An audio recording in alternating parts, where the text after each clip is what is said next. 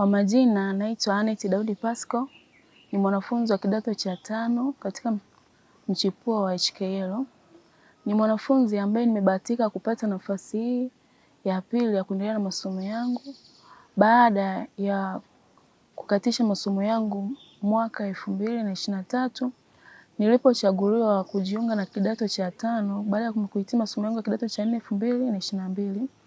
Lakini sikuweza kuendelea na masomo haya kwa sababu nilikutwa na kosa la ujauzito niwapo shuleni, na kosa hilo lilinipelekea kurudishwa nyumbani na kukatisha masomo yangu kwa mwaka huo, na ilinibidi nijifungue alafu ndo niweze kurudi shuleni kwa muhula mwingine kuendelea na masomo mengine.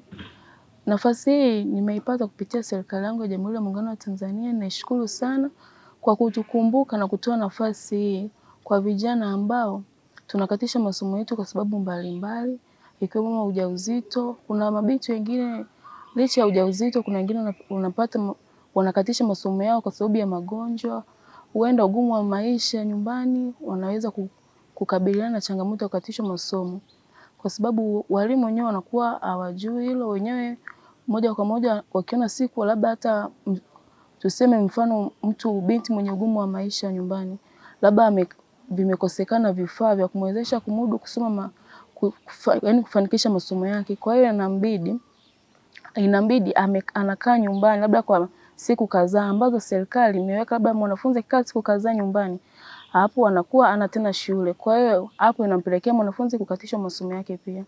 Nishukuru sana serikali kwa kuliona hili na kukumbuka kwamba kuna mabinti wenye uhitaji na kuona kwamba mwanafunzi wa kike anaweza akapewa nafasi ya pili kupitia na changamoto mbalimbali zilizomtokea na kupata nafasi nyingine kujiendeleza na kutimiza ndoto zake. Kwa upande wangu nasema asante sana, namshukuru Mama Samia Suluhu kwa kutukumbuka mabinti na kutupa nafasi nyingine tena ya kuendelea na masomo yetu. Kupitia nafasi hii ninaamini nitafikisha malengo yangu, nitayatimiza kwa sababu ndoto zangu kubwa ni kuja kuwa mwandishi wa habari, kuisaidia jamii kutoka katika changamoto mbalimbali zikiwemo za kijamii, kiuchumi, na kuwaletea matukio mbalimbali yanayojiri na kuendelea katika nchi yetu. Na washauri mabinti wenzangu walioko majumbani, sehemu mbalimbali ambao wameshakata tamaa ya maisha kama mabinti wengine waliopata changamoto kama yangu ya kupata ujauzito hapo shuleni, changamoto mbalimbali, wasivunjike, wasikate tamaa kwa sababu serikali imeona kwa jicho la pili na imerudishia nafasi tena ya kuendelea na masomo.